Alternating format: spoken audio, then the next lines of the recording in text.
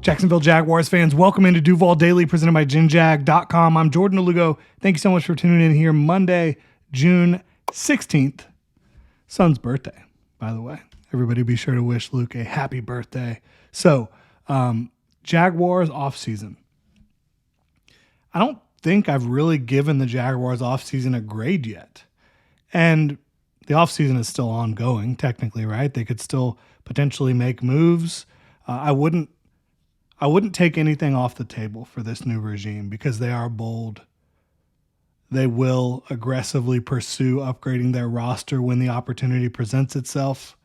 But it seems like, for the most part, the Jaguars, their roster looks like it's pretty much set. Their front office, coaching staff, all that stuff, looks like the hay is in the barn for the most part when it comes to the changes, the additions that the Jaguars will be making in 2025. And now it's time to get everyone ready to compete at the highest level once training camp begins. And obviously, right now, players, coaches, it's time off, right? But it's a time where you're still in the playbook. You are still mentally and physically preparing yourself to be ready to hit the ground running in training camp and put your best foot forward as soon as you get here. So it is technically, off time right now. But these guys still have a lot of responsibility on their plate, even at this moment. But grading the Jaguars offseason, we're going to do that today. We're going to talk about all the different areas where change was made and maybe not made in certain spots. So we're going to dive into it. Really appreciate y'all tuning in. If you enjoy the content, please like and subscribe. So the first discussion point is the Jaguars fired the dead weight. And make no mistake about it, the coaching staff and the front office became dead weight, became an anchor, became a catalyst for underdeveloping players, for players being put in the wrong positions, for players being signed to play the wrong positions, for a stagnant offense and a defense that really, they were listless. They were playing at the wrong weight. There was just so much wrong, right? The coaching staff and the front office were equally to blame for the Jaguars' failures to end 2023 and into 2024. So they fired the dead weight. And that's a huge move. That's a great move. And I'm not going to penalize this offseason's grade for failures of previous offseasons where they clearly should have fired their general manager. They probably should have fired Doug Peterson last offseason. I can understand why you wouldn't fire Doug Peterson last offseason, and I wasn't even advocating for them to fire him last offseason. Right? But clearly it needed to happen. And it really could have happened long before it did. Right? But they've done it now. They did it this offseason. Shad Khan made the bold decisions, or not even bold really, I guess, but the necessary decisions to move on from the front office and the coaching staff, and that is a win in and of itself. Now, he was very bold, and then the hires he made, right? Hiring young, forward-thinking leaders, James Gladstone at GM, Liam Cohen at head coach, and then, Tony Baselli as EVP, someone who cares about the franchise as much or more than anyone else on this planet, wanting to see them succeed, wanting to see a Super Bowl trophy, the Lombardi Trophy in Jacksonville. I think that those moves were outstanding, absolutely outstanding. And the more you get to see James Gladstone work, the more you learn about him, the more you know him. Great. And Liam Cohen, what he did in Tampa last year was unbelievable. What he did in Kentucky before that, the pedigree he has working for so long under Sean McVay, it's huge. And the bottom line is, even if you don't really have that much to say about Liam and James, which I do, I think they're both fantastic, hiring pieces from LA is working around the league. Hiring people that come from the Los Angeles Rams ecosystem is working around the league way more often than not. It hasn't been perfect, but I'm a big fan of those moves, those 3 moves in conjunction with each other. And then once those guys got here, the big 3, right? James Gladstone, Liam Cohen, Tony Baselli, filling needs in free agency while not completely cleaning house, I think is huge, right? They made some moves. They got rid of some guys that they felt maybe didn't fit here, but they didn't get rid of a lot of guys, right? They kept a lot of, look, they got rid of Kirk, they got rid of Ingram, they got rid of Gabe Davis. But they kept a lot in place. They're moving forward with Josh Hines-Allen, Trayvon Walker. They're moving forward with a lot of the linebacker group. They're moving forward with Tyson Campbell, right? They're moving forward, it looks like, probably, with their tackles, the running back room. Yeah, they made some additions, but they didn't move on from Travis or Tank. There's a lot of newness. They added in free agency where they felt they had needs. Interior offensive line. Safety. Nickel. Adding another receiver after you moved on from, obviously, Kirk and Ingram. But I think a lot of regimes could have gotten rid of more of the players at the top. And the Jaguars' new regime did not do that. And I think they're wise for not doing that, because had they just had a fire sale on all their top players, or a lot of their top players, they could have been looking at a true rebuild. And they are rebuilding the culture, no doubt about that. But I'm talking about from a personnel, from a roster standpoint.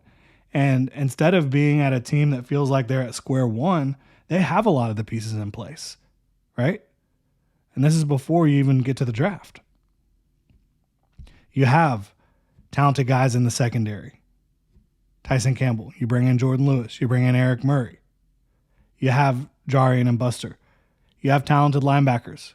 Not getting rid of Foye, I thought that was huge, right? Keeping Eric Armstead, who's a player that some people may have viewed in a similar vein to Gabe Davis. Signed a big contract, didn't have a very good year. But this Jaguars organization, this new regime, I think had the foresight, the understanding that, hey, if we kick him back inside, he's got a chance to have a very big year for us. And they also, instead of going with what the kind of common belief was, Mason Graham, interior defensive line, that's a big long-term need, they said, look, we like our interior.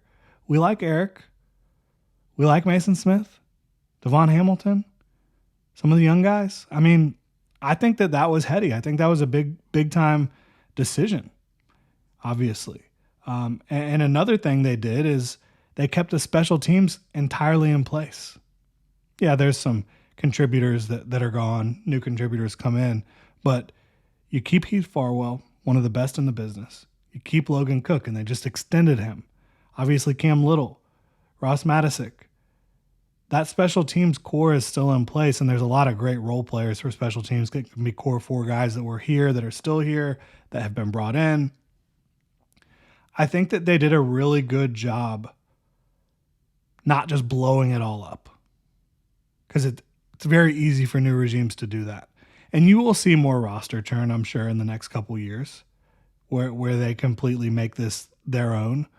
But there's still going to be some guys that belong here, that belong in this building from the previous regime. Bottom line. Josh Hines-Allen's one of them. Trayvon Walker, Trevor Lawrence. These are no doubt about it type guys. Brian Thomas Jr.,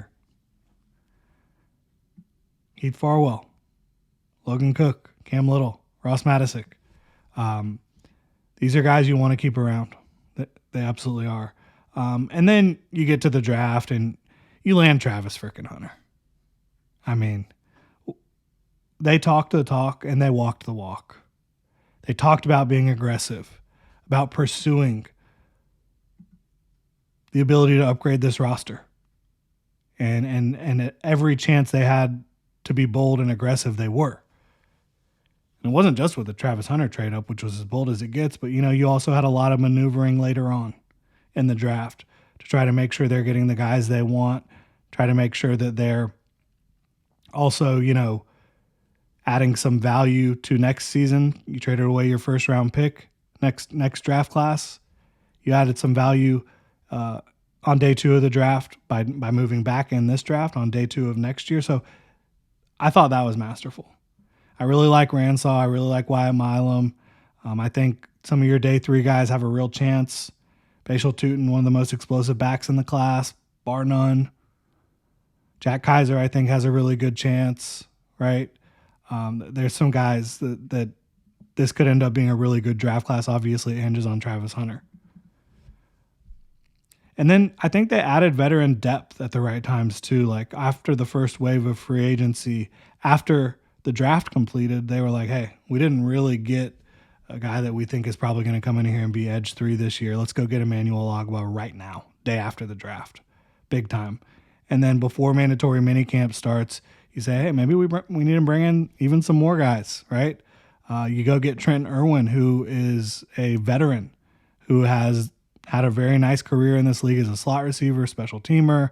You bring in Dennis Gardeck, who is also a special teams ace, who can be a demon, blitzing off the edge, flying around the football field.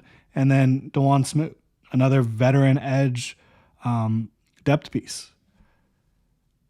I think that they've done a really good job in terms of when they identify, maybe we need some help here, they go get it. They don't sit on their hands. Like they're aggressively trying to upgrade this thing. It's an A++. This offseason is an A++. And that's not to say that this is like the best Jaguars team ever, like Shad Khan said last offseason. That's not to say that this is a complete football team, because I do still think that they can upgrade the offensive line. I do. I think they have the talent to get the job done, specifically at both tackle spots, but those 2 guys have to play the best football that they've played. And then interior offensive line, I think you got a bunch of guys who are fine to start, but probably you're lacking a real star or 2 on the offensive line right now. Maybe Anton Harrison could become that. Maybe Walker Little can become that. Maybe Wyatt Milam can become that. But right now, I think you can criticize the offensive line a little bit. Obviously, you're expecting Liam Cohen to have a big part in making those guys better and performing at a higher clip by scheming it up, by knowing his strengths and weaknesses, all that good stuff. I still think you could upgrade at safety. Eric Murray, he's a veteran for sure. But I don't think you look at him as like this super high quality starter. And you're hoping Caleb Ransaw steps up and becomes one of those types of guys at safety. But I don't think you're looking perfect at safety.